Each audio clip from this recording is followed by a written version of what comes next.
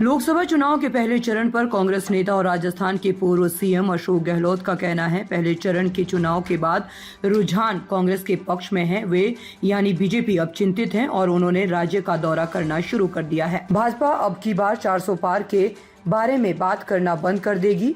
हम सभी 25 सीटों पर समान रूप से प्रचार कर रहे हैं। ये मेरी समझ से परे है कि प्रधानमंत्री क्या कह रहे हैं। समझ में नहीं आता कि पीएम घोषणा पत्र को मुस्लिम लीग से क्यों जोड़ रहे हैं। पीएम किसी पार्टी, जाति या वर्ग से नहीं, इसीलिए उन्हें अपने पद का कद बनाए रखना चाहिए। राजस्थान में दूसरे चरण के चुनाव में 26 अप्रैल को शेष 13 संसदीय सीटों पर मतदान होना है। राज्य में कुल 25 सीटें हैं। तो कुछ दिनों में बचा हुआ है, किस तरीके की रिपोर्ट आप लोगों को अभी तक मिल रही है, क्या आप कहना चाहेंगे? ये पहला फेज में कांग्रेस पक्ष में मतदान हुआ, मुझे घबरा गई तो प्रधानमंत्री जी, अमित शाह जी बार बार दौरे करने लग गए राजस्थान के अंदर, घबरा गए लोग। तो आप समझ सकते हो कि कांग्रेस का माहौल राजस्थान में एक तरफा है, अच्छा माहौल है।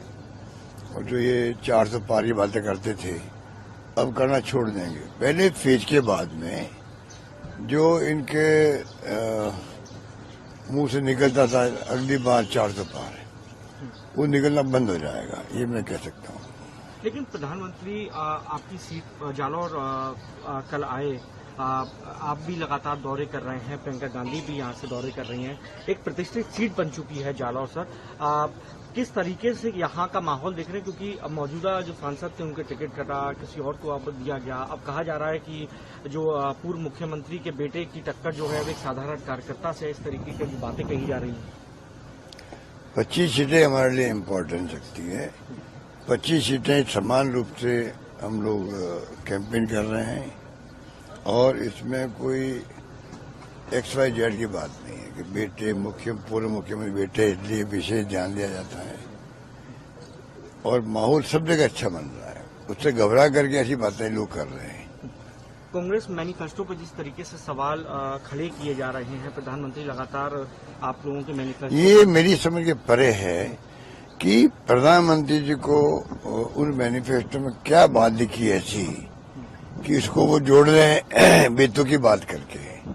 कोई लिंक तो बताए कि भाई आपने जो मैनिफेस्टो में 25 गारंटी दी गई है, 25 गारंटी में गारंटी ऐसी है, ये उनको ऑब्जेक्शन है या वो देश हित में नहीं है, तो बताएं। वो सारी गारंटी देश हित के अंदर है, गरीबों के लिए, दलितों के लिए, महिलाओं के लिए, श्रमिकों के लिए, किसानों के लिए है, युवाओं के लिए है। तो मेरी समझ आ नहीं रहा कि बुखला गए ये लोग, क्या हो गया है, बुखला के बोल रहे हैं लोग। पहले मुस्लिम लीग से जोड़ दिया इसको, आजादी के पहले का, तो समझ में नहीं आ रहा देशवासियों को कि ये मैनिफेस्टो 25 गारंटी को लेके इस पर कमेंट क्यों कर रहे हैं, ये इसका जवाब दे। वो हम मुस्लिम लीग की बात कर रहे हैं, मुसलमानों को लेकर भी कल प्रधानमंत्री मोदी बयान दे रहे थे।